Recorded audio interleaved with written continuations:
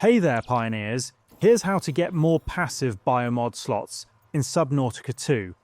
After the recent update, you can now unlock additional passive BIOMOD slots, allowing you to equip more than one passive BIOMOD at the same time. To unlock them, you'll need to bioscan living organisms throughout the game. Before you can do that, make sure you've already upgraded your regular scanner into a bioscanner, since it's required for recording bioscans.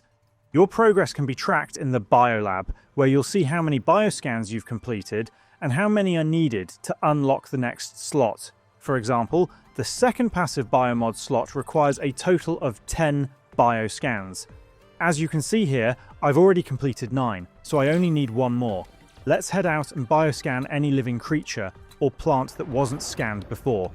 Once you reach the required number of bioscans, a notification will appear on the left side of your screen, letting you know that you've unlocked another passive BIOMOD slot. To unlock even more slots, just keep bioscanning new life forms.